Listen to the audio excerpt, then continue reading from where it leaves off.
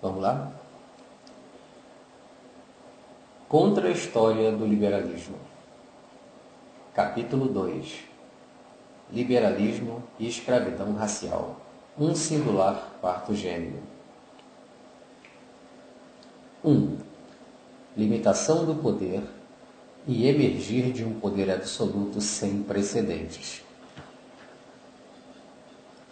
Mas para poder ser explicado, antes de mais nada, esse paradoxo deve ser exposto em toda a sua radicalização. A escravidão não é algo que permaneça não obstante o sucesso das 3 revoluções liberais. Ao contrário, ela conhece o seu máximo desenvolvimento em virtude desse sucesso. O total da população escrava nas Américas somava aproximadamente 330 mil no ano de 1700. Chegou a quase 3 milhões no ano de 1800, até alcançar o pico de mais de 6 milhões nos anos 50 do século XIX.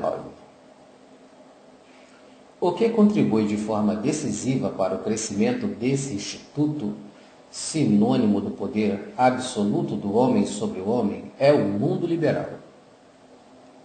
Na metade do século XVIII, a Grã-Bretanha é a que possui o maior número de escravos, 878 mil. Não há nada de óbvio nesse dado. Embora o seu império seja de longe o mais extenso, a Espanha segue a muita distância. Quem ocupa o segundo lugar é Portugal, que possui 700 mil escravos, e que na verdade é uma espécie de semicolônia da Grã-Bretanha. Boa parte do ouro extraído pelos escravos brasileiros acaba em Londres. Portanto, não há dúvida de que quem se destaca nesse campo pela sua posição absolutamente eminente é o país que está ao mesmo tempo na frente do movimento liberal e que conquistou o seu primado no comércio e na posse dos escravos negros exatamente a partir da Revolução Gloriosa.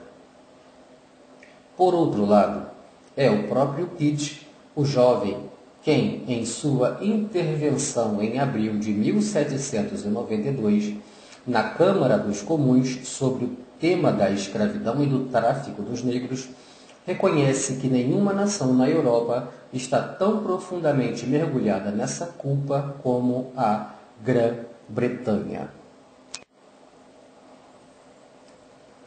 E tem mais.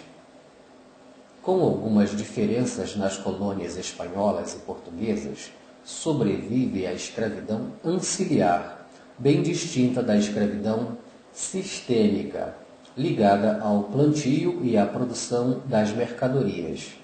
E é este segundo tipo de escravidão que se afirma principalmente no século XVIII, a partir da Revolução Liberal de 1688 a 1689, e que predomina nitidamente nas colônias inglesas, que expressa mais plenamente a desumanização dos que não passam de instrumentos de trabalho e mercadorias, objeto singular de compra e venda no mercado. Nem se trata da retomada da escravidão própria da antiguidade clássica. Certamente, já em Roma, a escravidão, mercadoria, havia alcançado uma ampla difusão. Mesmo assim, o escravo podia ainda esperar que, se não ele mesmo, os filhos ou os netos chegariam a conquistar a liberdade e até uma posição social eminente. Agora, no entanto, a sorte deles se configura sempre mais como uma jaula da qual é impossível fugir. Na primeira metade do século XVIII, numerosas colônias inglesas na América decretam normas que tornam cada vez mais difícil a emancipação dos escravos.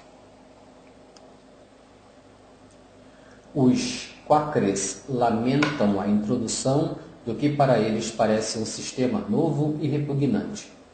A escravidão a tempo determinado e outras formas de trabalho, mais ou menos servil, em vigor até então, tendem a dar lugar à escravidão propriamente dita.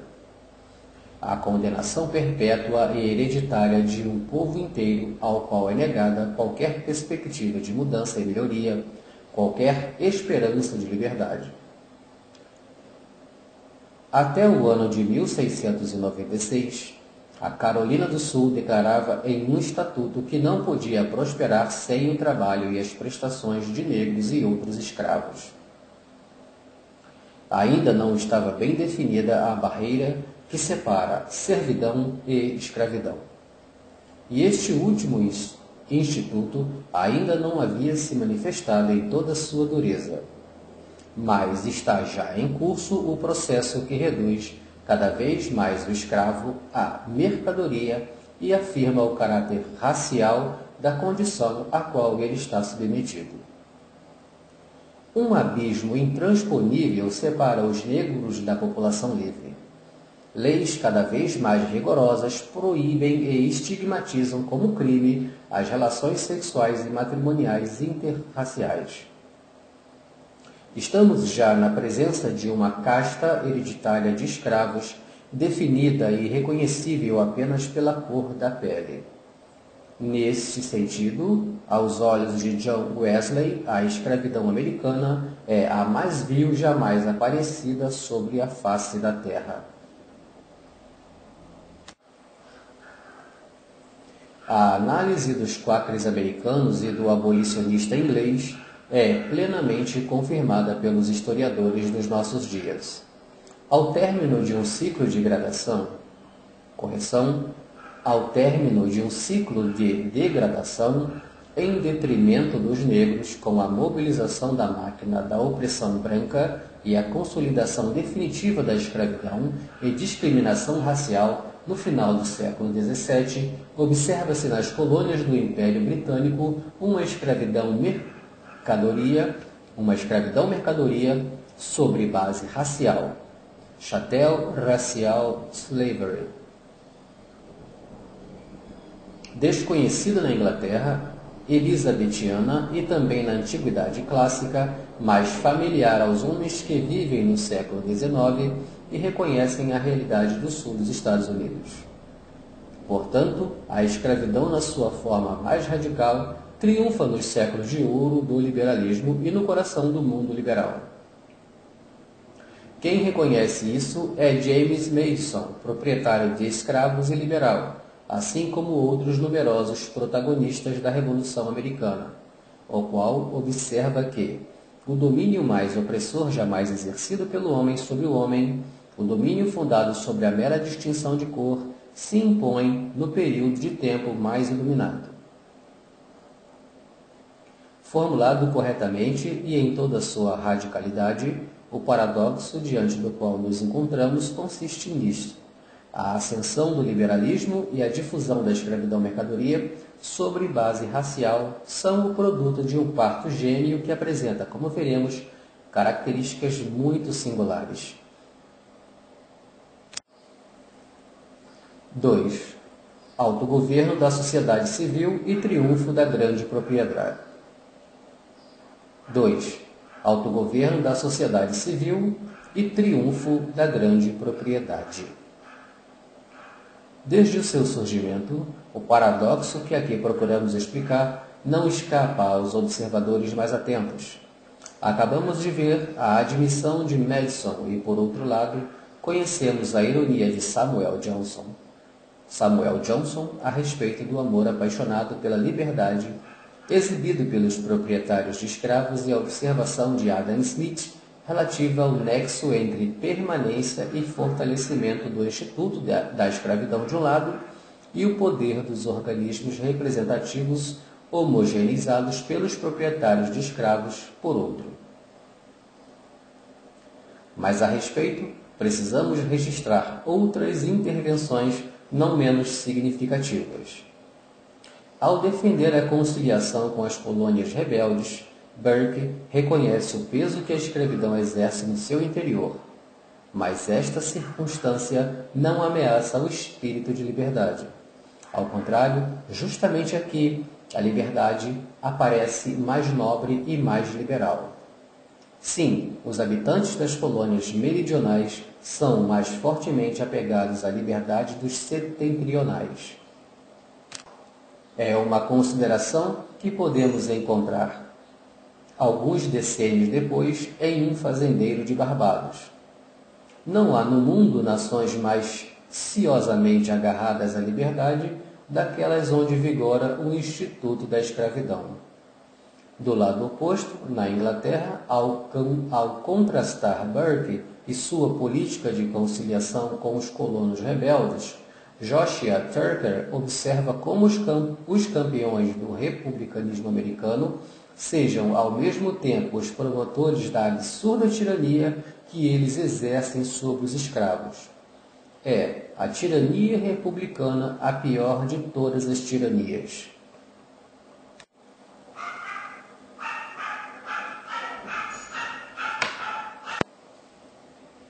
Nos autores aqui citados, está presente a consciência mais ou menos nítida e acompanhada por um diversificado juízo de valor do paradoxo que estamos investigando. E talvez só agora comece a perder a sua aura de impenetrabilidade. Por que deveríamos nos surpreender que quem reivindica ou quem participa em primeira linha da reivindicação do autogoverno e da liberdade em relação ao poder político central sejam os grandes proprietários de escravos? É uma pergunta. Por que deveríamos nos surpreender que quem reivindica ou quem participa em primeira linha da reivindicação do autogoverno e da liberdade em relação ao poder político central sejam os grandes proprietários de escravos? Em 1839, um eminente expoente da Virgínia da época observa que a posição do proprietário de escravos estimula nele uma natureza e um caráter mais liberal, a more liberal cast of character, princípios mais elevados, uma abertura maior da mente, um amor mais profundo e mais fervoroso e uma consideração mais justa daquela liberdade, graças à qual ele chega a ser tão altamente distinto. A riqueza e o conforto de que goza a cultura que consegue adquirir dessa forma reforçam a autoconsciência orgulhosa de uma classe que se torna cada vez mais intolerante com as imposições, as intervenções e as interferências dos vínculos impostos pelo poder político ou pela autoridade religiosa. Sacudindo esse jugo, o fazendeiro e proprietário de escravos amadurece um espírito liberal e um pensamento livre. As mudanças ocorridas a partir da Idade Média ajudam a confirmar esse fenômeno. Entre o ano de 1263 e 1265, por meio das Siete Partidas, Afonso X de Castilha regulamenta o Instituto da Escravidão, que parece reconhecer a contragosto pelo fato de ser sempre inatural. A limitação do direito de propriedade vem em primeiro lugar da religião. A um infiel não é permitido possuir escravos cristãos. Em todo o caso, ao escravo deve ser garantida a possibilidade de conduzir uma vida em conformidade com os princípios cristãos. Daqui, o reconhecimento do seu direito em formar uma família e ver respeitadas a castidade e a honra da mulher e das filhas. Mais tarde, haverá casos de donos denunciados à Inquisição pela falta de respeito aos direitos de seus escravos. Outra limitação do poder do proprietário vem depois do Estado e profundamente influenciado pela religião. Este se compromete a disciplinar e limitar a punição do dono aplicada ao escravo e procura, de diversas formas, promover sua alforria. Trata-se, de qualquer maneira, de um súdito cristão. A alforria pode vir do alto se o escravo realizar uma ação meritória para o país. Neste caso, o dono é privado de sua propriedade e é indenizado pelo Estado.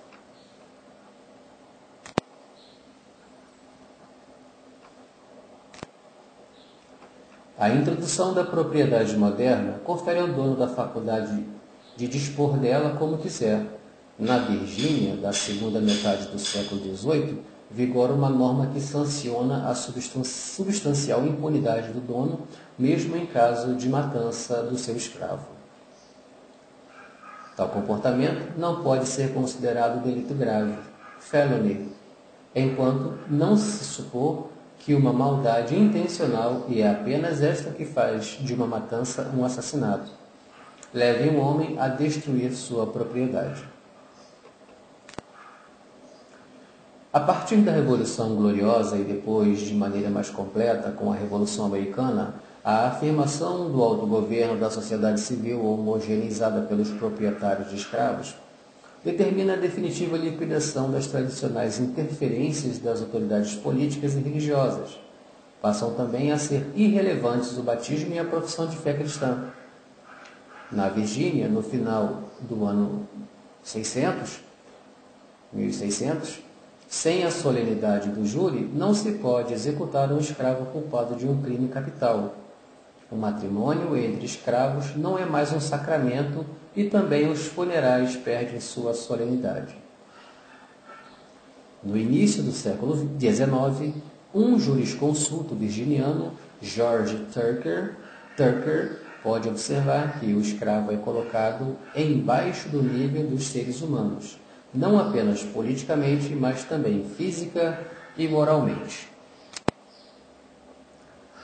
Além dos negros, a conquista do autogoverno da parte da sociedade civil homogeneizada pela grande propriedade comporta o agravamento de maneira ainda mais drástica da condição da população indígena. A ausência de controle exercido pelo governo de Londres remove os últimos obstáculos que seguram a marcha expansionista dos colonos brancos. Almejada já por Jefferson e depois formulada de forma explícita e brutal pela administração Monroe, os nativos do leste devem limpar o terreno, estejam ou não de acordo, sejam ou não civilizados. A ideia da deportação dos peles vermelhas torna-se uma trágica realidade com a presidência Jackson. O general Winfield Scott, com 6.000 homens e acompanhado pelos voluntários civis, invadiu o território Cherokee, sequestrou todos os índios que encontrou e no meio do inverno os colocou em marcha em direção ao Arkansas e ao Oklahoma.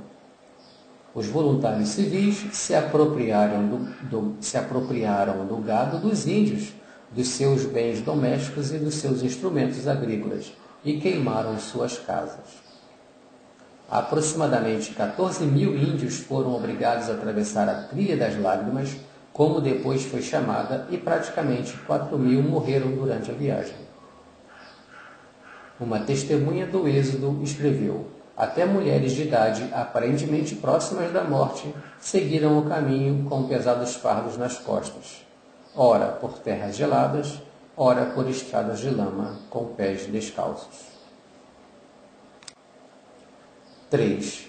O escravo negro e o servo branco, de Grotius Locke.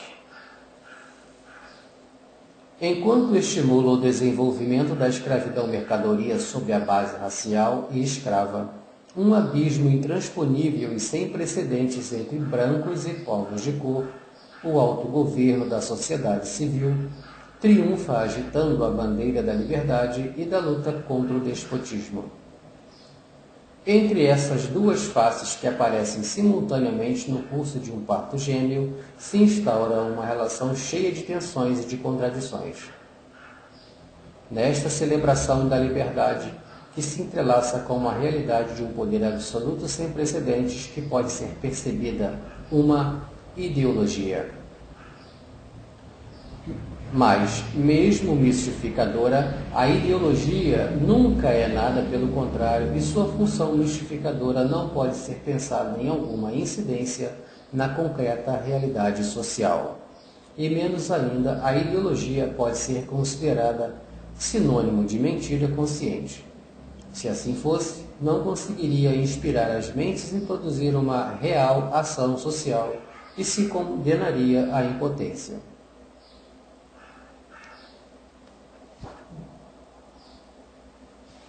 Os teóricos e os protagonistas das revoluções e dos movimentos liberais são tomados por um forte patos convictos da liberdade. E justamente por isso sentem constrangimentos em relação à escravidão. Obviamente, na maioria dos casos, esse constrangimento não chega ao ponto de colocar em discussão a propriedade sobre a qual deitam a riqueza e a influência social da classe protagonista da luta pelo autogoverno da sociedade civil. No tocante à Inglaterra, segue-se o caminho que remove a escravidão propriamente dita para uma área distante da metrópole, colocada nos fins do mundo civil, onde, em virtude da contiguidade e da pressão da barbárie circunstante, o espírito da liberdade não consegue se manifestar em toda sua pureza, como acontece na própria Inglaterra, naquela que é a pátria autêntica, a terra prometida da liberdade. No entanto, a essa conclusão se chega mediante um percurso caracterizado por diversas oscilações e contradições. Em Grotius, ainda não é visível a barreira da cor que separa o destino reservado aos negros da condição a qual podem ser submetidas as camadas mais pobres da população branca. Podemos ler: há uma servidão perfeita, servitius perfecta, que obriga a fazer serviços perpétuos em troca de alimentos e de outras coisas necessárias à vida. Assim, entendida e contida nos limites da natureza, ela não tem nada de muito duro. Todavia, a escravidão não é a única forma de servitius, é apenas uma espécie mais vil de sujeição. Há também a servitius imperfecta, própria, entre outros, seja dos servos, da gleba, quanto dos mercenários ou assalariados. Portanto, é o trabalho enquanto tal a ser incluído na categoria de servidão ou de sujeição subjectio. Obviamente, entre as duas formas de servidão e de sujeição, há uma diferença. Mesmo violando a razão natural ou a justiça plena interior, quer dizer, as normas da moral em base à legislação vigente em alguns países, o dono pode matar impunemente seu escravo e, portanto, exercer sobre ele o direito de vida e de morte.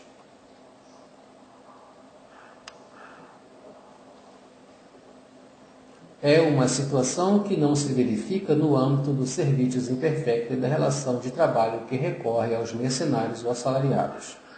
Contudo, tem sempre a ver com uma espécie particular daquele único genus, que é a escravidão ou sujeição. A fronteira entre as diversas espécies é tênua, por exemplo, em relação aos aprendizes aprendizi, na Inglaterra. Observa-se que, durante o período do seu aprendizado, eles se aproximam da condição servil, conditio servidus, por excelência, ou seja, da condição dos escravos propriamente ditos. Por outro lado, para expiar um crime é possível ser condenados a trabalhar e a prestar os próprios serviços, tanto na qualidade de escravo como de indivíduo submisso a alguma forma de servidão imperfeita. Em relação a Grotius, Locke se preocupa em distinguir mais rigorosamente entre as diversas formas de servidão. Naturalmente, não faltam os elementos de continuidade. Ao falar do trabalho assalariado e do contrato que institui o filósofo liberal inglês, ao falar do trabalho assalariado e do contrato que o institui, o filósofo liberal inglês escreve: um homem livre se faz servo de outro. Como é possível observar, o trabalho, enquanto tal, continua a ser assimilado na categoria de servidão. De fato, o contrato introduz o assalariado na família do seu patrão e o submete à sua disciplina moral, a qual disciplina é bem diferente do poder ilimitado que caracteriza a relação de escravidão e define a condição de escravidão perfeita. Em grandes linhas, aparece a distinção grossiana. Mas Locke alerta para não confundir o servante e o slave. Grotius compara o escravo a um mercenário perpétuo ou a um assalariado vinculado durante sua vida inteira ao mesmo patrão. Locke, ao contrário, destaca que se trata de duas pessoas em condições muito diferentes. Além de ser contemporâneo, o poder que o dono exerce sobre o servo não é maior do que está previsto no contrato. É um poder limitado. Se por um lado melhora a condição do servo, por outro piora de maneira clara a do escravo propriamente dito, deixando para trás as reservas morais de Grotius, que convida o patrão a respeitar não apenas a vida, mas também o pecúlio do seu escravo. Locke não cansa de evidenciar que o patrão exerce sobre o escravo um domínio absoluto e um poder incondicionado, um poder legislativo de vida e de morte, um poder arbitrário que atinge a própria vida. Neste ponto, o escravo tende a perder as suas características humanas e a reduzir-se a coisa de mercadoria, como fica evidente em particular na referência aos fazendeiros das Índias Ocidentais, as quais possuem escravos e cavalos, em base a uma compra regular ou graças ao contrato e ao dinheiro. Sem acento crítico algum, Locke chega a fazer uma aproximação que na literatura abolicionista tem um significado de forte e indignada denúncia. Isso vale para Mirabeau, que compara, como veremos, a condição dos escravos americanos à dos nossos cavalos e das nossas mulas. E vale para Marx, que em O Capital observa o proprietário de escravos compra o trabalhador como compra cavalo. Locke apresenta um momento de virada no plano teórico.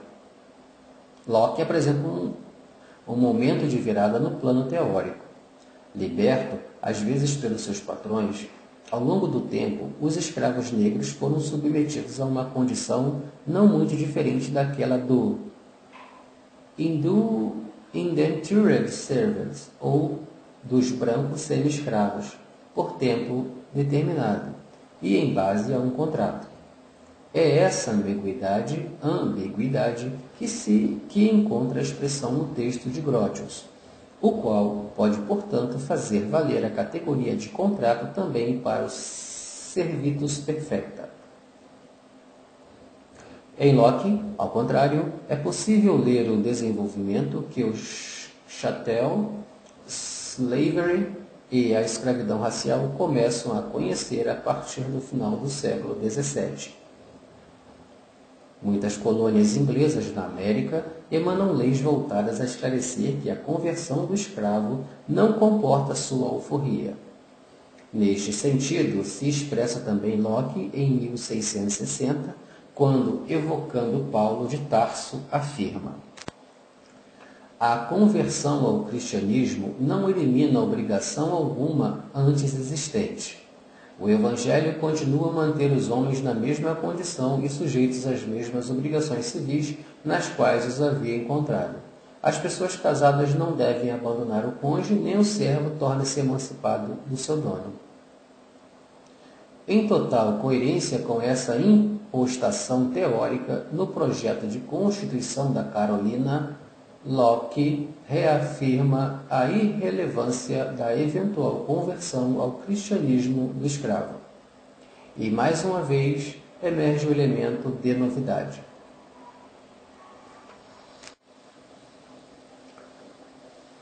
Mesmo recusando a leitura em chave abolicionista do cristianismo, Grotius evoca repetidamente a literatura cristã para sublinhar a humanidade comum do servo e do dono, ambos submetidos ao Pai que está nos céus, e, portanto, entre eles vinculados com uma relação que é de alguma maneira de fraternidade.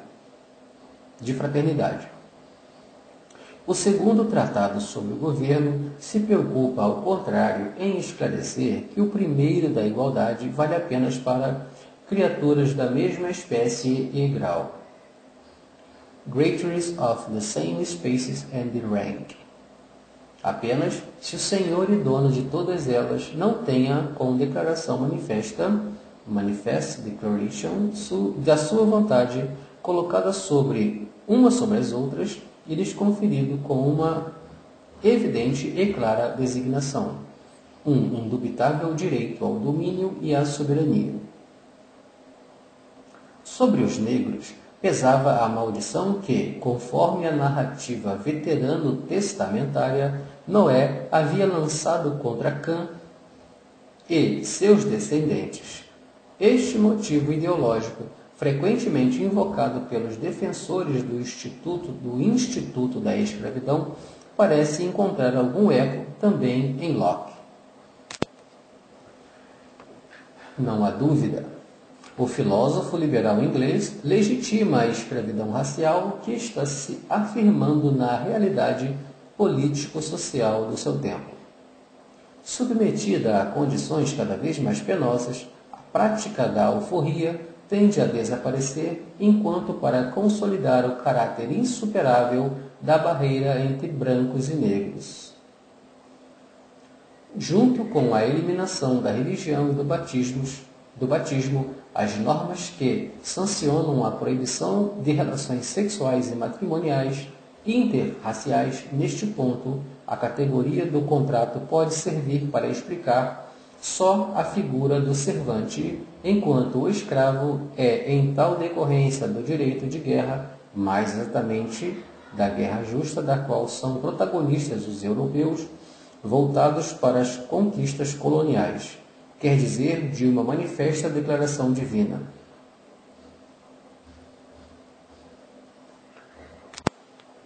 Para esclarecer a diferença entre a condição de escravidão perfeita e a do servo a contrato, Locke remonta ao Antigo Testamento, que prevê a escravidão perpétua e hereditária só para os estrangeiros, excluindo os servos consanguíneos do dono hebreu. A linha veterotestamentária de demarcação entre hebreus e estrangeiros se configura em Locke como a linha de demarcação entre brancos e negros. Os servos de origem europeia não são submetidos à escravidão perfeita, destinada aos negros e deslocada para as colônias. 4. Pactos da liberdade e mal-estar pelo Instituto da Escravidão, o caso Montesquieu. O mal-estar pela escravidão encontra-se a sua expressão possivelmente mais aguda em Montesquieu, que, à crítica de tal instrumento, dedica páginas memoráveis. Não há nada de sensato nas razões tradicionalmente apontadas pelos jurisconsultos para justificar tal instituto, e é inútil cansar-se na busca de outras.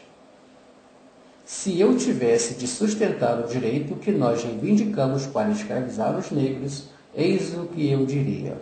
Os povos da Europa, tendo exterminado os da América, foram levados a escravizar os da África, com o intuito de utilizá-los para o cultivo de suas terras. E, contudo, essa condenação tão retumbante e aparentemente sem apelação não tarda a dar lugar para um discurso bem mais ambíguo. Há países onde o calor desfibra o corpo e diminui de tal forma a coragem que os homens são levados a um dever penoso apenas pelo medo da punição. Aqui, a escravidão, portanto, ofende, choque, menos a razão. Neste caso, se não é com a razão abstrata, a escravidão está em consonância com a razão natural, raison naturelle, que leva em consideração o clima e as circunstâncias concretas. Por outro lado, Montesquieu observa que não há, talvez, clima sobre a Terra onde não se possam utilizar homens livres. Mas, se aqui o tom é problemático, bem mais clara aparece a afirmação pela qual é necessário distinguir bem os países nos quais o clima pode ser, de alguma maneira, um elemento de justificação da escravidão, dos países nos quais também as razões naturais se repelem, como nos países da Europa, onde a escravidão tem sido, felizmente, eliminada. E, portanto, precisa tomar consciência da inutilidade da escravidão entre nós, nos nossos climas, e limitar a escravidão natural a alguns países particulares. Por outro lado, Montesquieu não cansa de evidenciar que a liberdade é um atributo, um modo de viver e de ser até dos povos nórdicos. Diversamente, a escravidão tornou-se natural nos povos do Sul. Assim, pode ser formulada uma lei geral. Não há por que se surpreender se a debilidade dos Não há por que se surpreender se a debilidade dos povos dos climas quentes os tornou quase sempre escravos e que a coragem dos povos dos climas frios os tenha preservado livres. Trata-se de um efeito que deriva de sua causa natural. Bastante presente em Grotius e Locke, a contraposição entre metrópole e colônia acaba emergindo também em Montesquieu. Não é por acaso que, no Espírito das Leis, mais do que nos livros dedicados à análise da liberdade, as considerações sobre a escravidão aparecem no âmbito do discurso dedicado à relação entre clima, de um lado, e leis e costumes de outro. A passagem dos livros 11 e 13, que tem por objeto a Constituição, a liberdade política e a liberdade enquanto tal, os livros 14 e 12, que se ocupam do clima, do despotismo e da escravidão doméstica, a verdadeira escravidão. É a passagem ao mesmo tempo da Europa e, em particular da Inglaterra, ao mundo extra-europeu e às colônias. Por isso, ao valorizar a justificação climática da escravidão, os seus promotores não terão dificuldade em invocar Montesquieu. Com a sua polêmica, o filósofo francês ataca não aos teóricos da escravidão enquanto tal, mas aqueles que defendem a tese conforme a qual seria bem que entre nós não houvesse escravos. Em relação às colônias, ao contrário, trata-se de ver o que as leis devem fazer com a escravidão, mais do que sobre a abolição. O discurso visa emendar tal instituto. Qualquer que seja a natureza da escravidão, é necessário que as leis civis procurem eliminar de um lado os abusos e por outro os perigos. As leis civis aqui mencionadas seriam o Código Negro, emanado décadas antes por Luís XIV, que consagra e, ao mesmo tempo, se propõe a regulamentar a escravidão negra. A pergunta é: as leis civis que aqui foram mencionadas, o Código Negro emanado das décadas antes por Luís XIV, que consagra e, ao mesmo tempo, se propõe a regulamentar a escravidão negra? Difícil, né? A linguagem desse documento faz pensar. Enquanto reafirma o seu poder, o soberano Shah, no preâmbulo, assegura as suas intenções aos escravos negros, que vivem em climas definitivamente distantes do nosso habitual ambiente. A eles devem ser garantidas a alimentação e roupas adequadas. E essas garantias, juntamente com o cuidado necessário, valem também para os escravos enfermos por velhice ou por outra circunstância. Sendo a doença curável ou não, são preocupações que encontram expressão também no espírito das leis. No espírito das leis. Exato. O magistrado deve vigiar para que o escravo tenha a sua alimentação e as suas roupas. Tudo deve ser regulado pela lei. As leis devem garantir que ele seja atendido durante as doenças e na sua velhice. Montesquieu continua afirmando que o escravo não deve ser entregue completamente indefeso à violência arbitrária do patrão. Este pode infligir a eventual condenação à morte na sua qualidade de juiz, respeitando as formalidades da lei, não enquanto pessoa privada. De maneira análoga, argumenta o Código Negro, que prevê sanções para o patrão culpado de mutilação ou morte arbitrária do seu escravo. Entre os principais abusos da escravidão, o espírito das leis menciona a exploração sexual das escravas. A razão quer que o poder do patrão não ultrapasse as coisas que fazem parte do seu serviço. É necessário que a escravidão seja para a utilidade e não para os desejos do patrão. As leis do pudor fazem parte do direito natural e devem ser percebidas por todas as nações do mundo. Em obséquio aos preceitos da religião católica, apostólica e romana, o Código Negro considera matrimônios válidos e contraídos entre escravos que professam tal religião.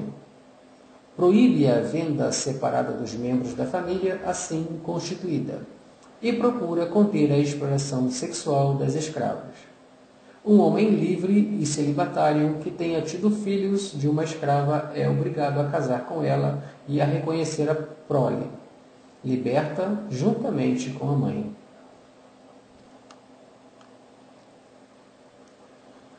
Para ulterior confirmação do fato que entende emendar mais do que abolir a escravidão, Montesquieu, além dos abusos, indica os perigos que tal instituto comporta e as precauções necessárias para poder enfrentá-los. Uma particular atenção é preciso prestar ao perigo do grande número de escravos e ao perigo dos escravos armados. Vale uma recomendação de caráter geral. A humanidade que virá a se formar com os escravos poderá prevenir o estado moderado. Os perigos que poderiam ser temidos por causa do seu grande número. Os homens se acostumam a tudo e à própria escravidão, desde que o patrão não seja mais rigoroso e que a própria escravidão, desde que o patrão não seja mais rigoroso que a própria escravidão. Conclusão. Em sua aspiração para amenizar a escravidão colonial, Montesquieu busca inspiração nas normas deliberadas pelo antigo regime, que, no entanto, não excede influência alguma no mundo liberal inglês, por ele admirado. Em todo o caso, a condenação da escravidão é nítida só onde ela ameaça irromper também entre nós, colocando assim em crise a orgulhosa autoconsciência da Europa de ser o lugar exclusivo da liberdade.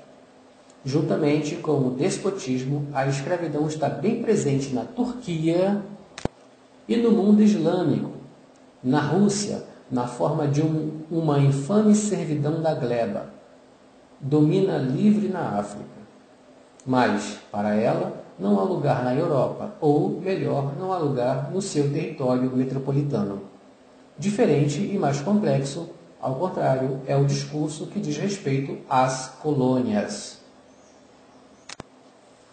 5.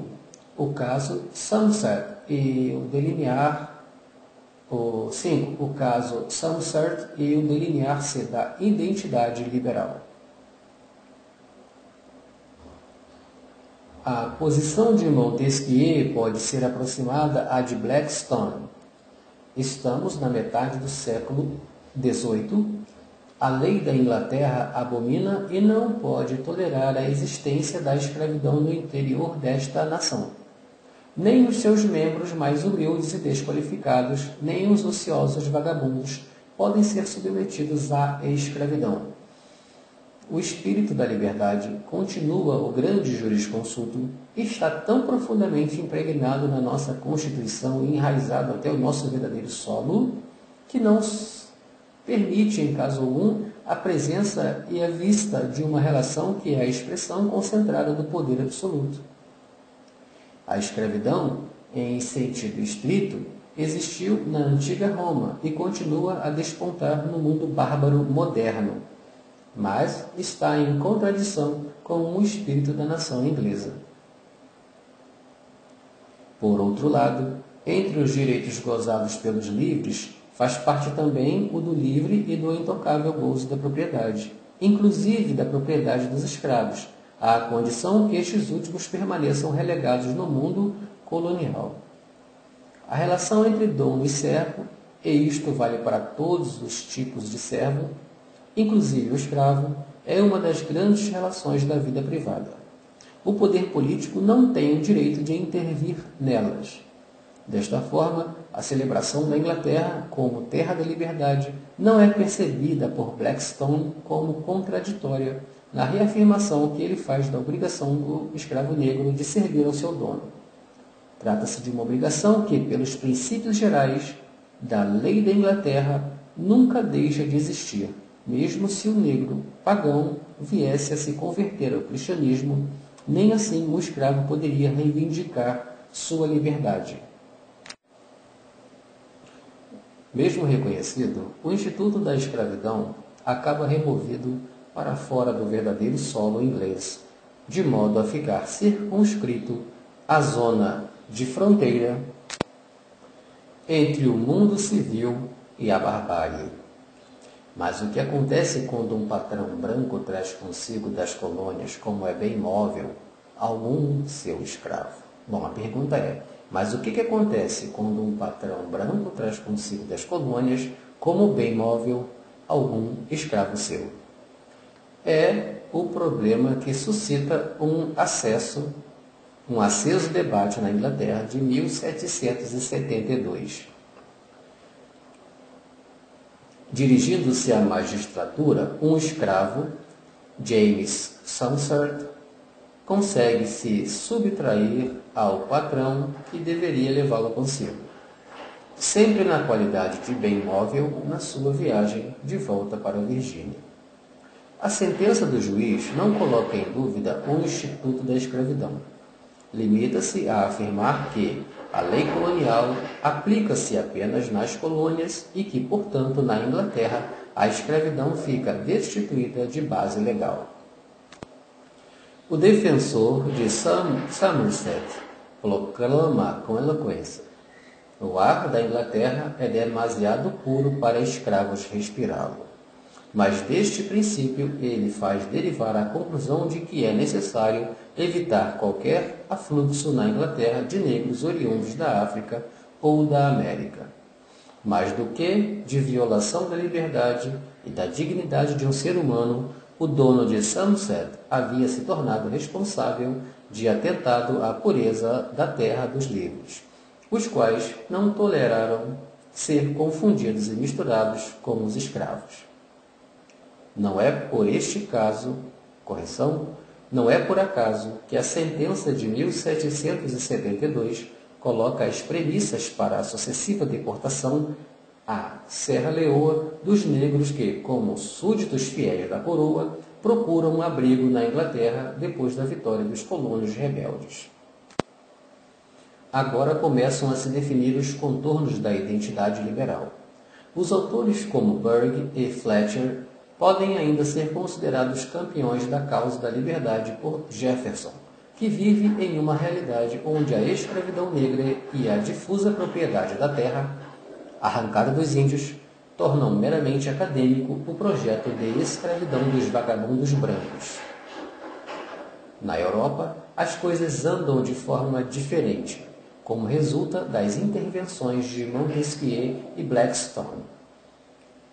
Começam a ser considerados estranhos ao Partido Liberal, que vem se formando os que não aceitam o princípio da não admissão e da inutilidade da escravidão entre nós. A partir primeiro de Montesquieu e depois de forma mais nítida de Blackstone e da sentença dos juízes de Somerset, o que caracteriza o Partido Liberal em fase de formação são dois pontos essenciais. Primeiro, a condenação do poder político despótico e a reivindicação do autogoverno da sociedade civil em nome da liberdade do governo da lei. Segundo, a afirmação do princípio da não admissão e a inutilidade da escravidão entre nós, ou do princípio em base ao qual a Inglaterra é em perspectiva à Europa. Tem um ar puro demais para poder tolerar sobre o seu verdadeiro solo a presença de escravos. O segundo ponto não é menos essencial que o primeiro. A legitimação da escravidão entre nós comportaria a dissolução do Pactus da Liberdade, que desempenha um papel de primeiro plano na reivindicação liberal do autogoverno da sociedade civil ou do autogoverno da comunidade dos livres. 6. Não queremos ser tratados como negros. A rebelião dos colonos. Mas a contraposição metrópole-colônia, com a tendência a excluir essa última do sagrado espaço da civilização e da liberdade, não podia deixar de suscitar a reação dos colonos. Sem mencionar as concretas reivindicações políticas e sociais de cada uma, o que estava sendo ferida era a própria autoconsciência. A metrópole parece aproximar as colônias americanas do mundo bárbaro moderno denunciado por Blackstone. Parece degradá-las a uma espécie de lixeira, onde são despejados os resíduos ou a população carcerária da metrópole. Os detentos das prisões da pátria-mãe são deportados para o outro lado do Atlântico para alimentar, juntamente com os negros oriundos da África, a mão de obra mais ou menos forçada de que se necessita. Conforme a observação do abolicionista inglês David Ramsay, a escravidão continua a subsistir na arca periférica do mundo civil ou do Ocidente, onde a sua religião e as suas leis não vigoraram. Onde a sua religião e as suas leis não vigoraram plenamente e onde os indivíduos se consideravam muitas vezes dispensados das normas em vigor na pátria-mãe.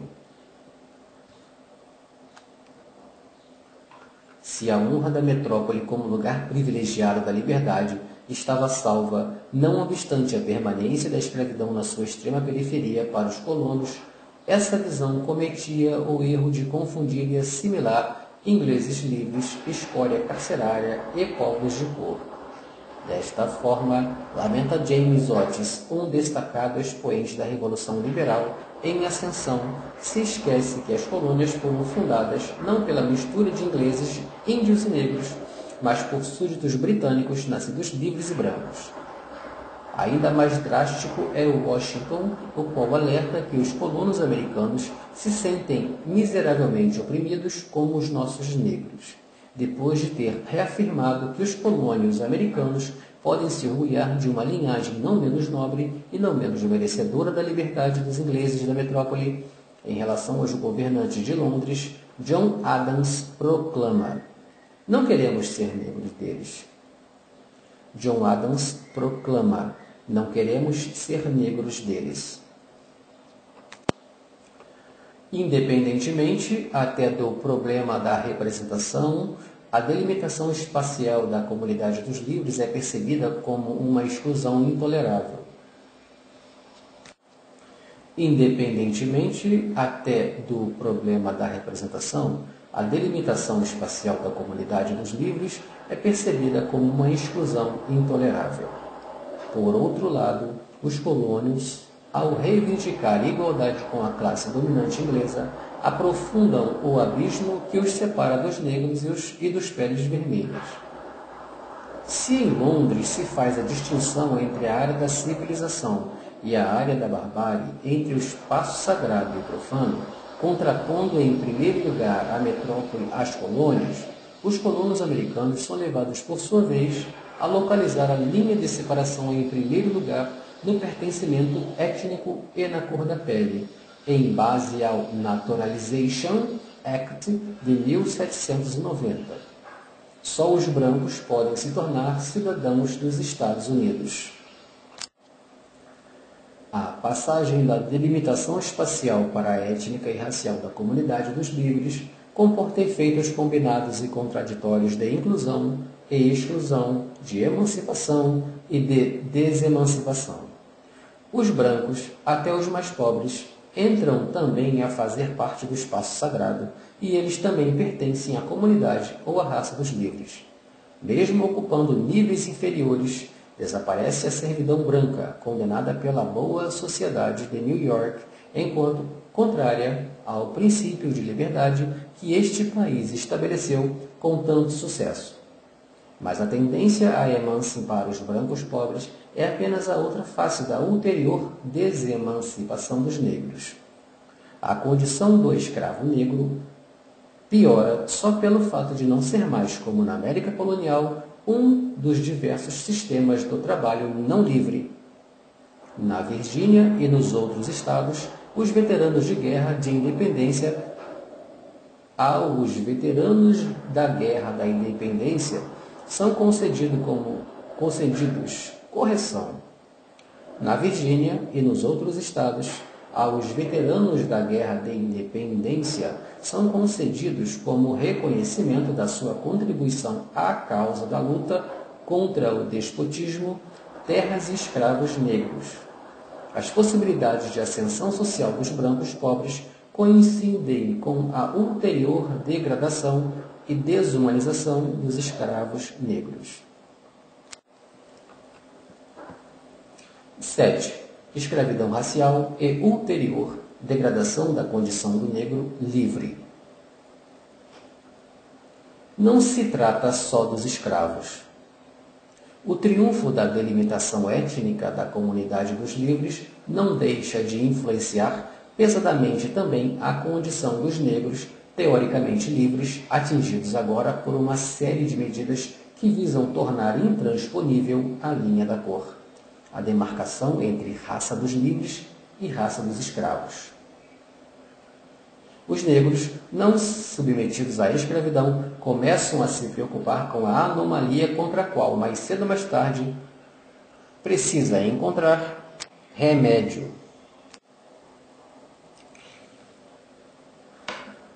A condição destes, no fim do século XVIII, é assim sintetizada por um deles em Boston, ao referir-se seja às próprias discriminações jurídicas, seja aos insultos e às ameaças extralegais, mas amplamente toleradas pelas autoridades.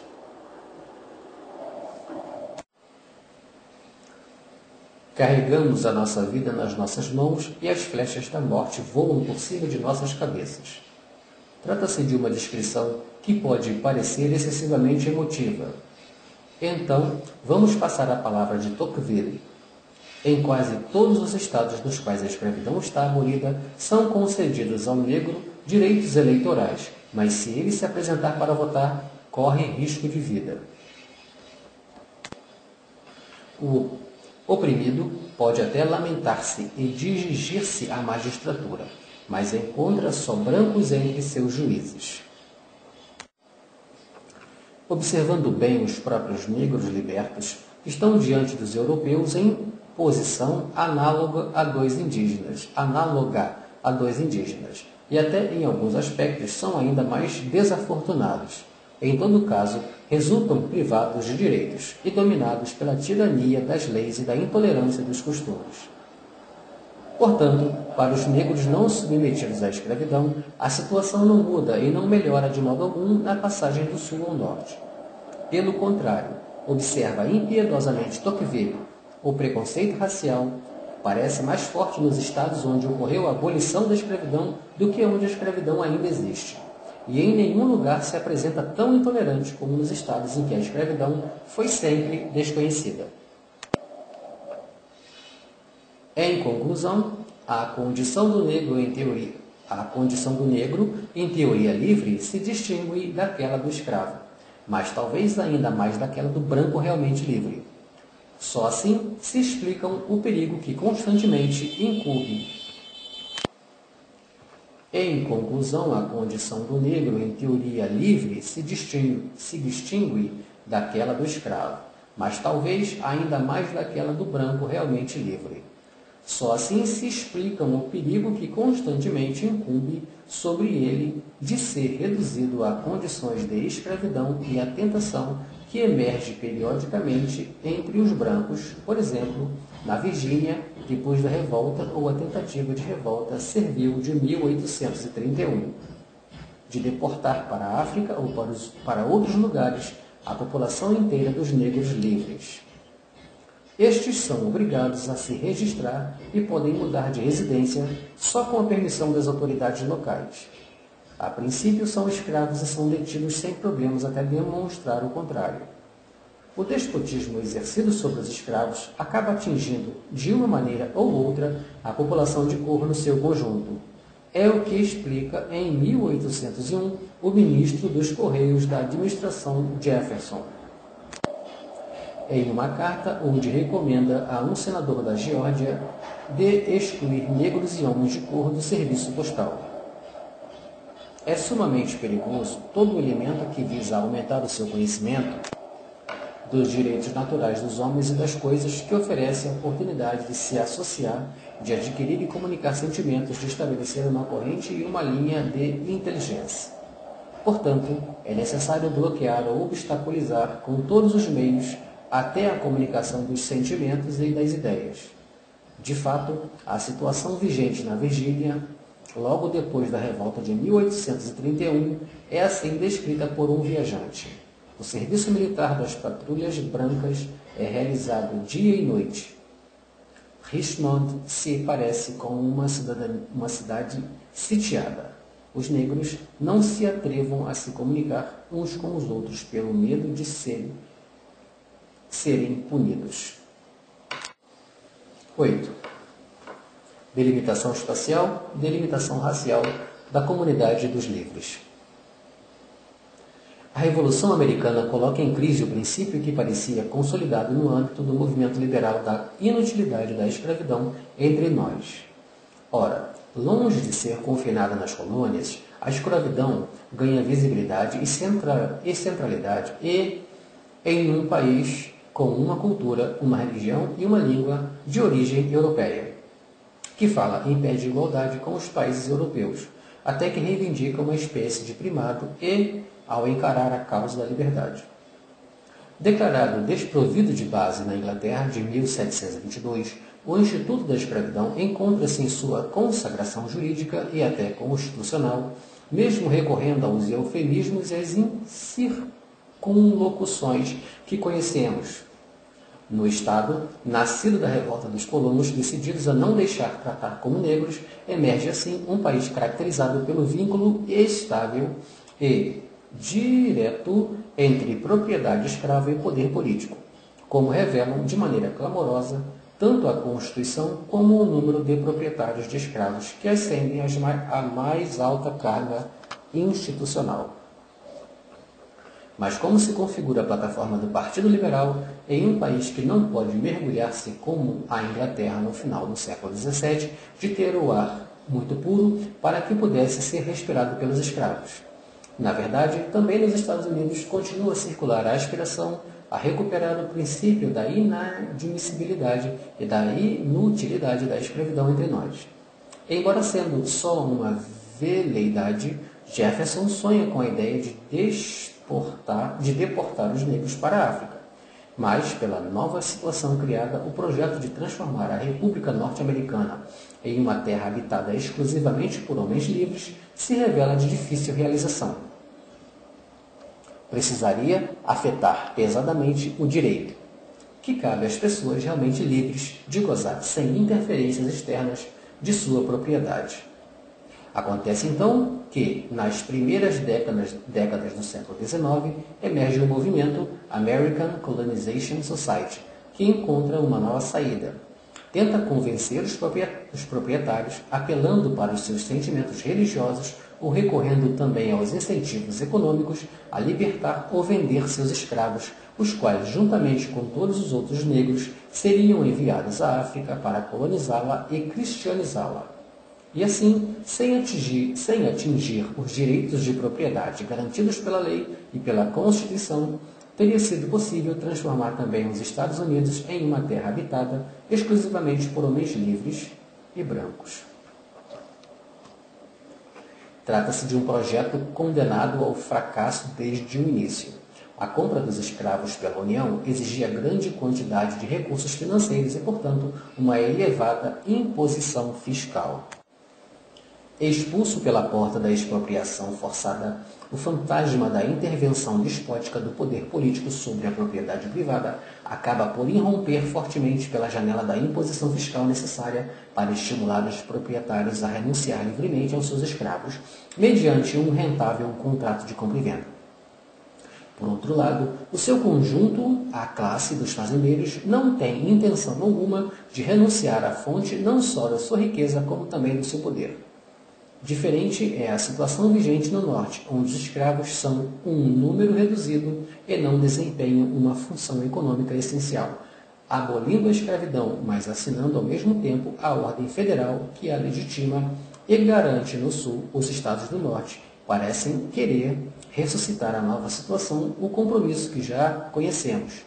Sem ser abolido, passa a ser de qualquer maneira relegado no profundo Sul ou instituto que, com sua presença, constitui uma espécie de irônico, quando às avessas à pretensão dos campeões da causa da liberdade.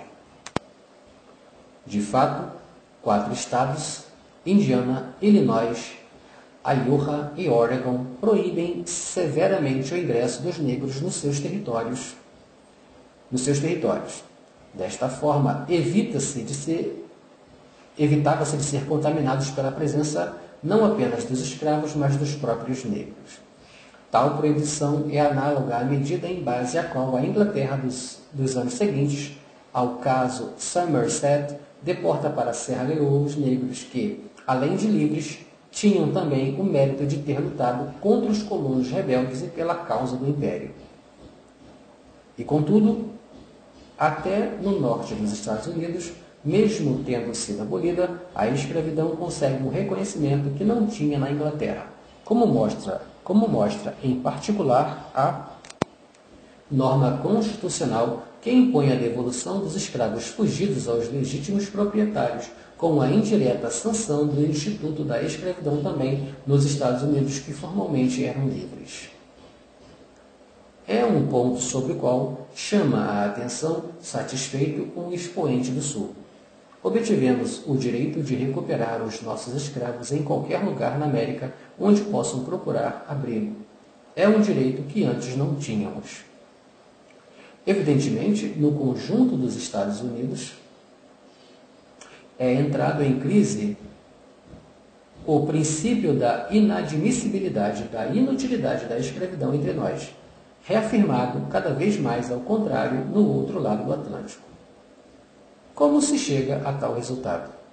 Voltemos a Burke, ao afirmar que o espírito da liberdade e a visão liberal encontram a sua encarnação mais acabada justamente nos proprietários de escravos das colônias meridionais. Ele acredita que os colonos fazem parte da nação em cujas veias corre sangue e liberdade, da raça eleita dos filhos da Inglaterra. É uma questão de genealogia contra a qual se revelam impotentes os artifícios humanos.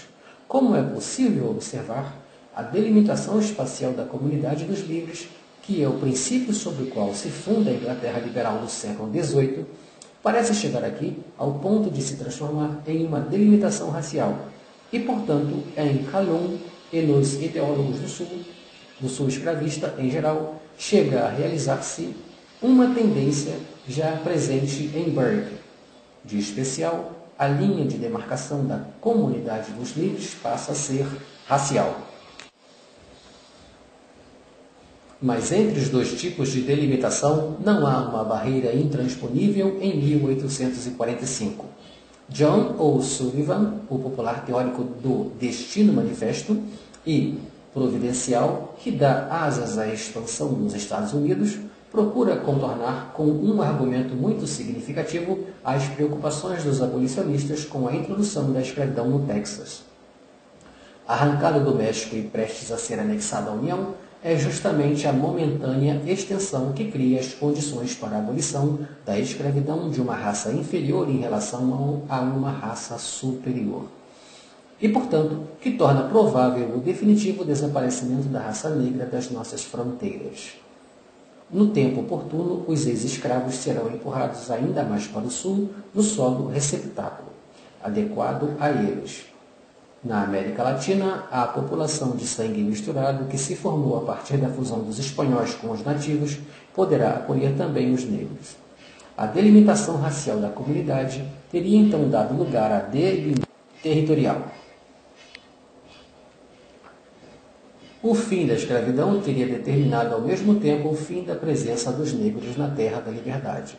Para essa direção indicava, não obstante as gritas de alarme dos abolicionistas, a concentração dos escravos em uma arca próxima de territórios fundamentalmente alheios à área da civilização e da liberdade.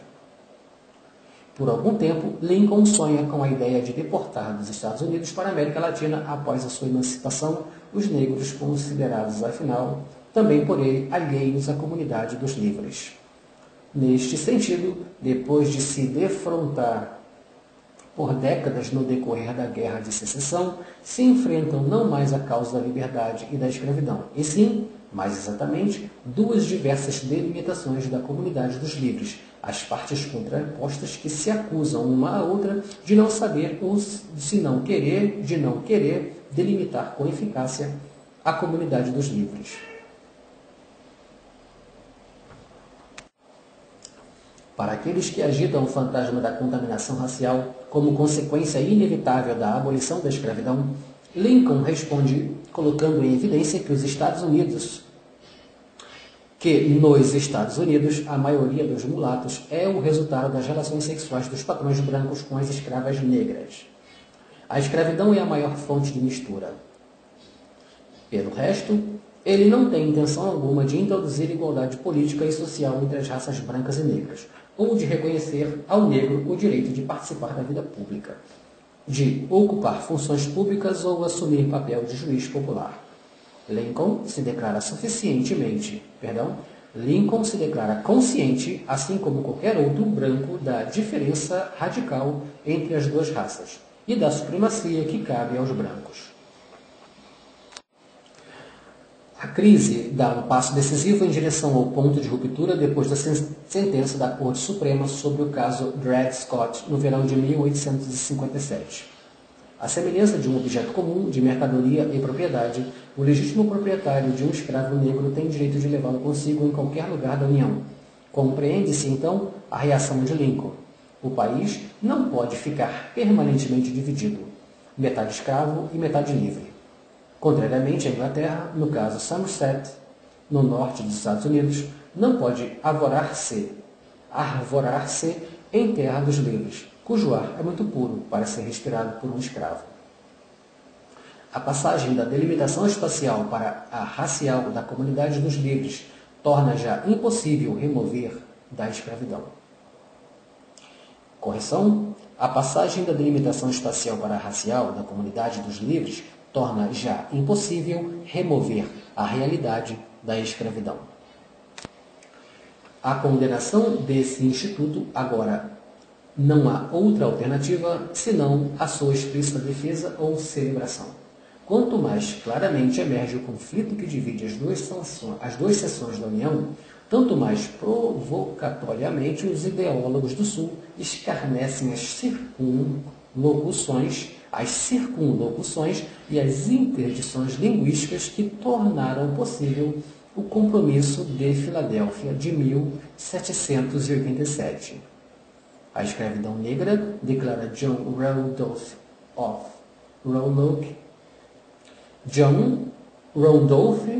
de Roanoke, é uma realidade em que, em vão, a Constituição tentou esconder, evitando o uso do termo. Com o desaparecimento deste tabu, a legitimação da escravidão perde a timidez que a caracteriza anteriormente para assumir um tom de desafio. De mal necessário, a escravidão torna-se, nas palavras de Calhoun, que já conhecemos, um bem positivo. Não tem sentido removê-la como algo de que se envergonhar. Trata-se do próprio fundamento da civilização.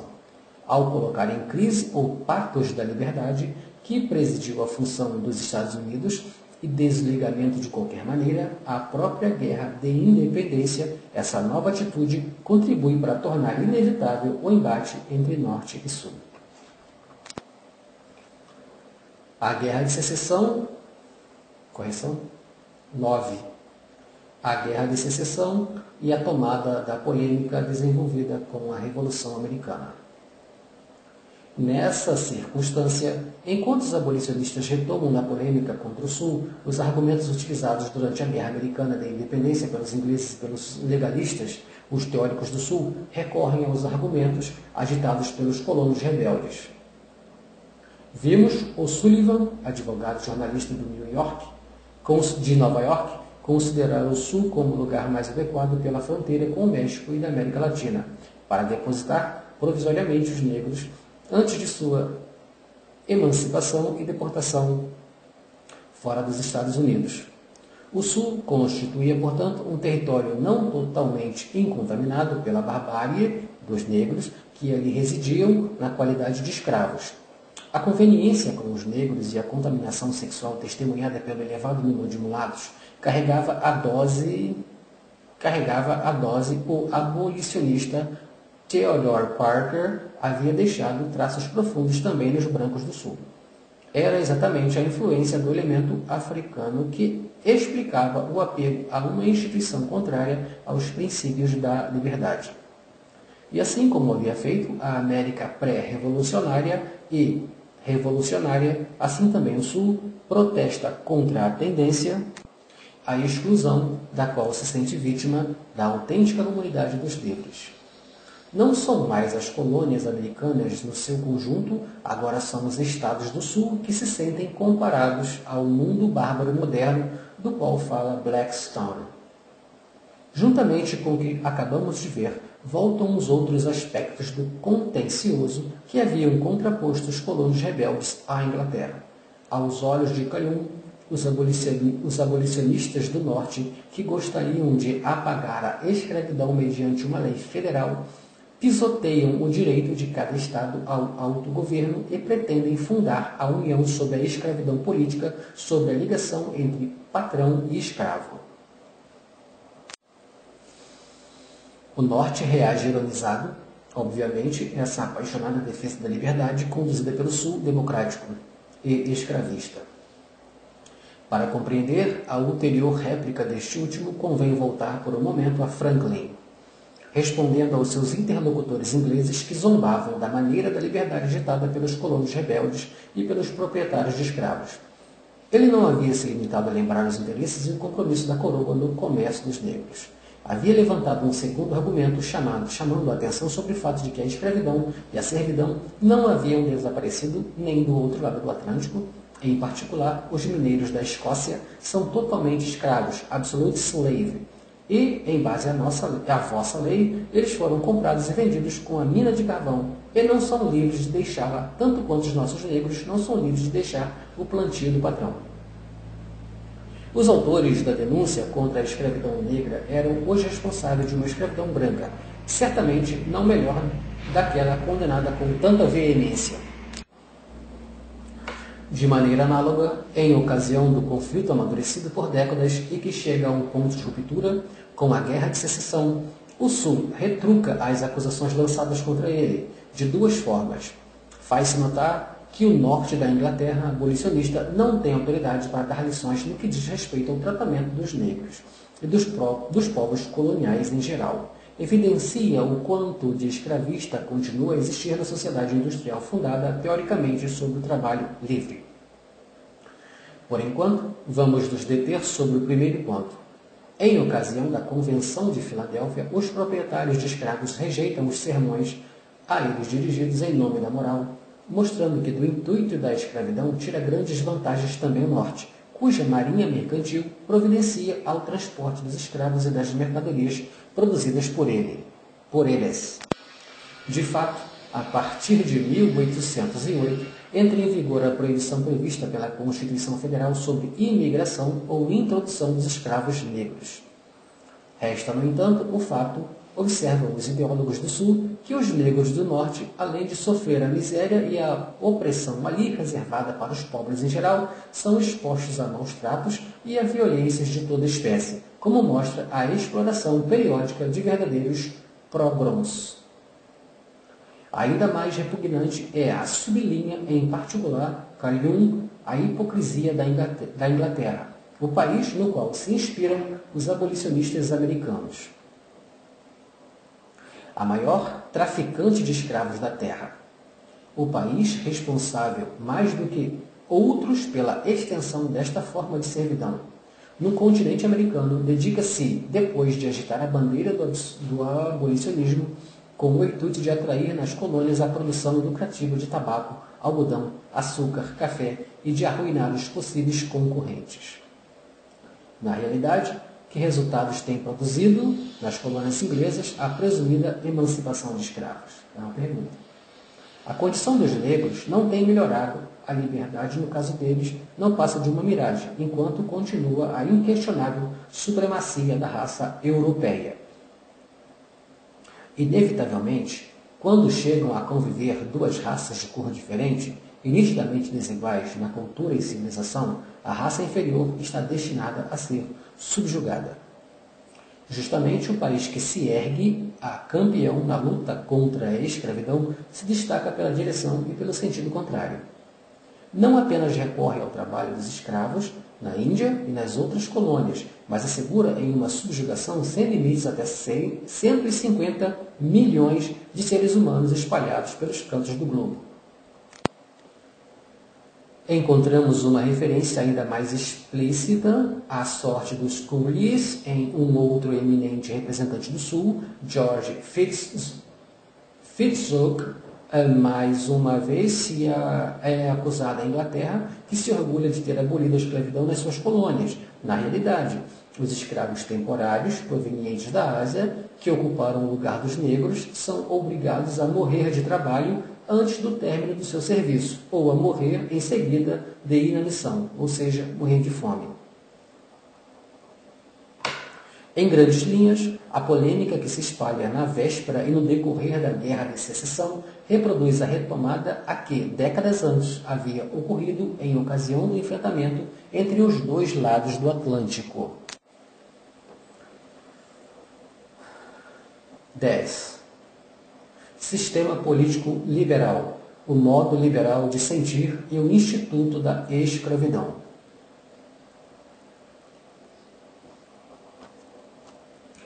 Para compreender a difusão em seus diferentes significados do uso político do termo liberal, precisa levar em consideração dois pontos de referência. Em primeiro lugar, a autoconsciência orgulhosa amadurecida no Império Britânico na onda da vitória obtida durante a Guerra dos 7 Anos sobre a França do absolutismo monárquico e religioso e ulteriormente fortalecida na própria Inglaterra pelo êxito do caso Somerset. E, em segundo lugar, as lutas que se desenvolveram no âmbito da comunidade dos livres.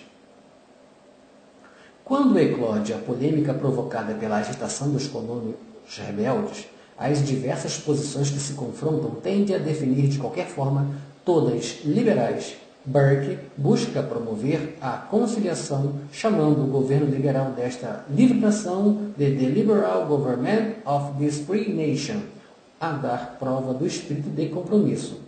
De outro lado do Atlântico, no momento da fundação dos Estados Unidos, Washington coloca em evidência os benefícios de um governo sábio e liberal, Wise and Liberal Government, ou de um sistema político liberal, Liberal System of Policy, que se afirma em uma época iluminada, liberal, que tem como fundamento o livre, free, cultivo das letras e ilimitada extensão do comércio, ou seja, o comércio liberal e livre, liberal and free.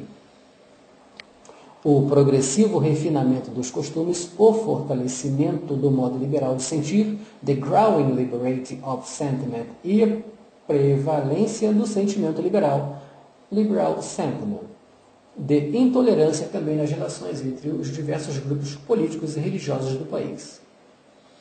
Até aqui, o termo liberal é usado só como adjetivo. Em outros contextos, adjetivo e substantivo aparecem intocáveis. Todo liberal inglês, Every Liberation Briton, escreve em 1798 a London Gazette, alegra-se pela difícil situação em que se encontra a França revolucionária e tirânica, em que São Domingo deve enfrentar a difícil situação provocada pelo levante dos escravos negros. Enfim, o termo em questão faz a sua aparição também como substantivo. Quem assina a Liberal é o autor, talvez Paine, de um artigo sobre a Pennsylvania Packet, em 25 de março de 1780, que se declara pela abolição da escravidão.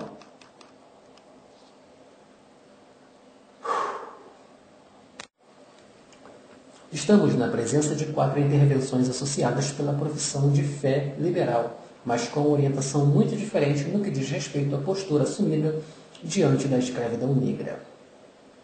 Na Europa, embora não faltem posições a seu favor, em virtude particularmente de círculos conectados com as colônias do Caribe, prevalece a orientação crítica. A tendência é tomar distância mais ou menos clara do instituto que foi necessário remover para as colônias para conferir credibilidade à consciência de si amadurecida da comunidade dos livres. A Riqueza das Nações, obra-prima de Adam Smith, que sai no mesmo ano da Declaração da Independência, redigida por Jefferson, ou seja, de um respeitado expoente dos fazendeiros e proprietários de escravos da Virgínia, observa que a remuneração liberal do trabalho, com a correspondência de um salário do qual servo livre, free servant, o homem livre, free man, pode livremente dispor, é a única capaz de estimular a operosidade individual, enquanto a estagnação econômica é a consequência do trabalho servil, seja que se trate da servidão da gleba, seja da escravidão negra propriamente dita. Por sua vez, Millar considera o instituto da escravidão em contradição com os sentimentos liberais, alimentados no fim do século XVIII, com as ideias mais liberais, desenvolvidas no mundo moderno.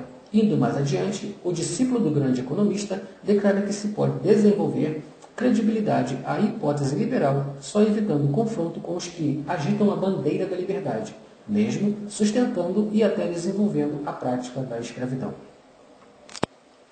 Do outro lado do Atlântico, ao contrário, a defesa desse instituto é muito mais aguerrida. Contudo, seria um equívoco delinear uma nítida contraposição.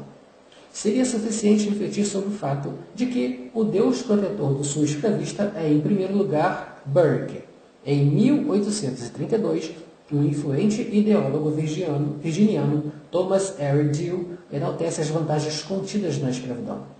As tarefas servis e humildes são reservadas aos negros, de modo que o amor pela liberdade e o espírito republicano, próprio dos cidadãos livres e brancos, florescem como uma poesia e um vigor desconhecidos no resto dos Estados Unidos, e encontram antecedentes só na antiguidade clássica. Mas nisso, Dew evoca Burke e sua tese, pela qual, exatamente onde floresce a escravidão, o espírito da liberdade se desenvolve mais prodigiosamente. Dessa forma, o teórico do Sul escravista indiretamente retoma e aprova a profissão de fé liberal do Whig inglês. Nas décadas seguintes, no decorrer da luta, primeiro política e depois também militar, contra o Norte, o Sul escravista pode contar com muitos amigos na Inglaterra liberal.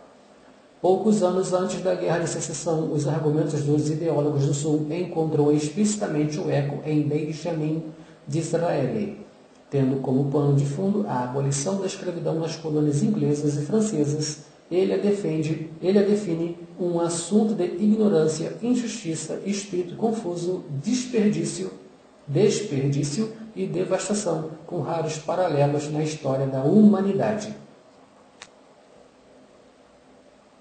Por outro lado, se na América tivessem se misturado com os negros e os brancos, teriam sofrido uma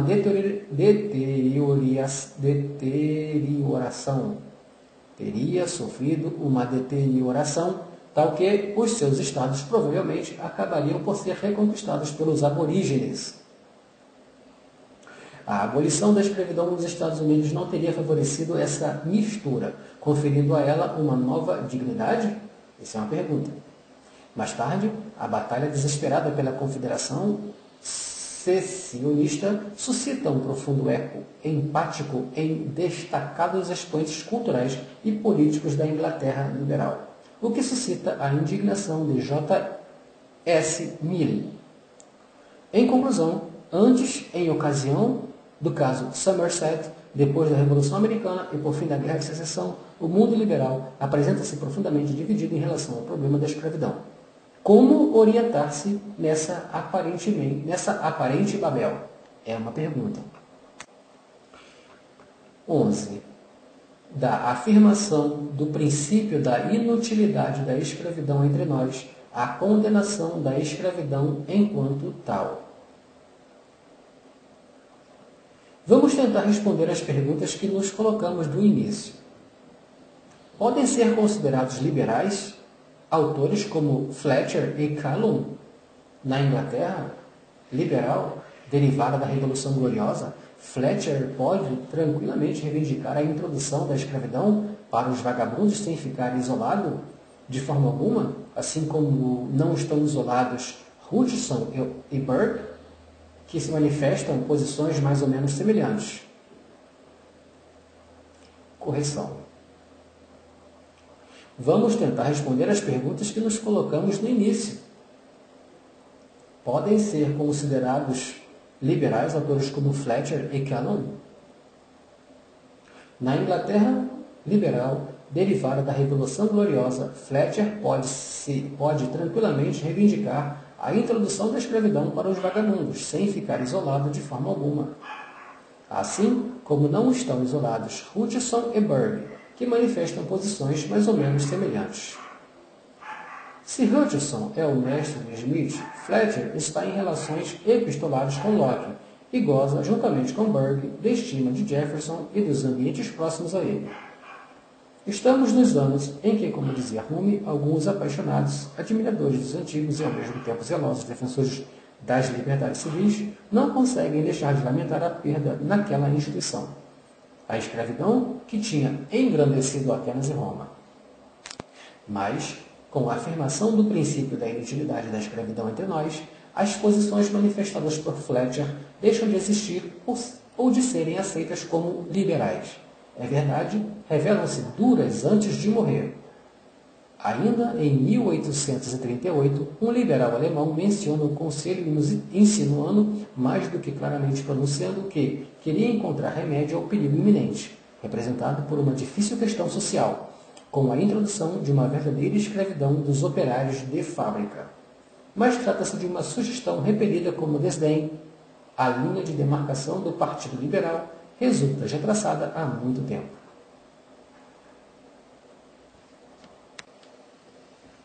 De forma análoga, se pode argumentar em relação ao Callum. Para este, é o norte que se torna culpado de traição dos princípios liberais que haviam inspirado a Revolução Americana. Sim, a defesa da liberdade humana contra as agressões de um poder despótico foi sempre particularmente eficaz nos estados nos quais a escravidão doméstica se afirmou. No âmbito da União, é o Sul que se levanta com mais força ao lado da liberdade. É o primeiro que percebe que é o primeiro que contrasta as usurpações do poder. É no Sul que o liberalismo encontra-se na sua expressão mais autêntica e mais madura do termo liberal. Alerta John Randolph, ou Rannoch, muitas vezes definido o Burke americano, que originalmente indicava um homem agarrado a princípios amplos e livres, um devoto da liberdade. Acharia seu significado autêntico deformado se fosse utilizado para designar os que flertam com o abolicionismo. Um liberal odierno poderia ser tentado a se livrar da presença incômoda no âmbito da tradição de pensamento a qual vincula de um autor como Burke, que celebra a intensidade particular do espírito liberal e do amor pela liberdade nos proprietários de escravos, ou de um autor como Callum, que ainda na metade do século XIX enaltece aquele bem positivo, que é a escravidão.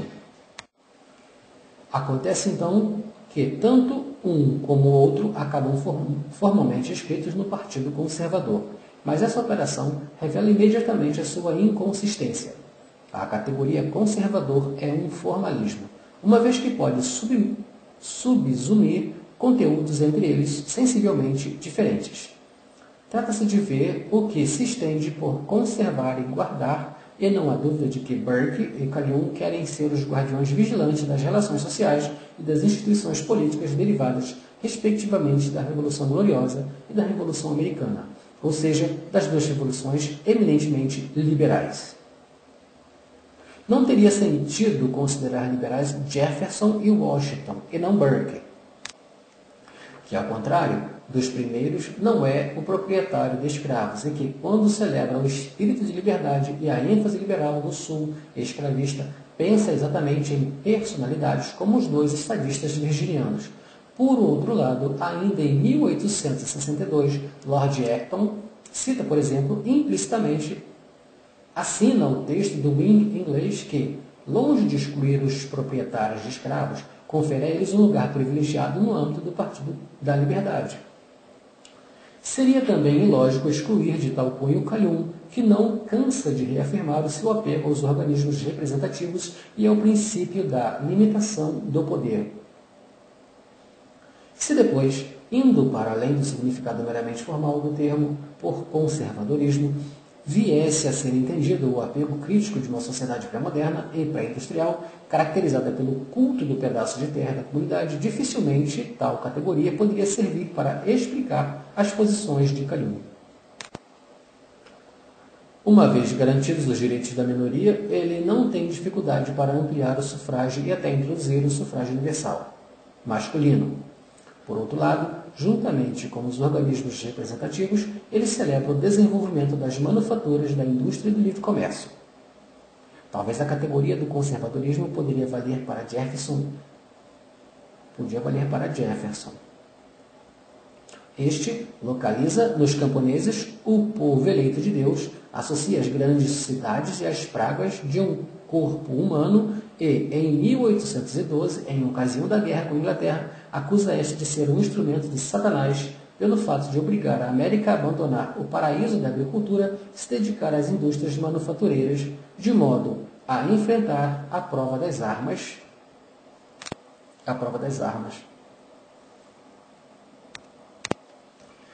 E a categoria do conservadorismo, quem sabe, poderia valer para o Washington. Ele também olha com preocupação a possibilidade que os americanos passam a se tornar um povo manufatureiro, no lugar de continuar a ser cultivadores da terra e evitar assim o flagelo da plebe tumultuada das grandes cidades. Em particular, contra Jefferson, parece polemizar Calhoun, quando rejeita a tese pela qual a manufatura destrói o poder moral e físico do povo. Na realidade, trata-se de uma preocupação tornada cada vez mais obsoleta pela grande perfeição da maquinaria introduzida pela indústria. Enfim, se parte integrante do liberalismo é a aceitação do free trade, é evidente que nessa tradição Calhoun pode ser inserido muito mais facilmente do que os seus antagonistas do Norte, envolvidos em rígidas práticas protecionistas suscetíveis, conforme a denúncia do teórico do Sul, de destruir a liberdade do país. No sentido mais amplo do termo, o Partido Liberal abarca tanto os Whigs como os Tories. Os primeiros não constituem necessariamente a ala mais avançada.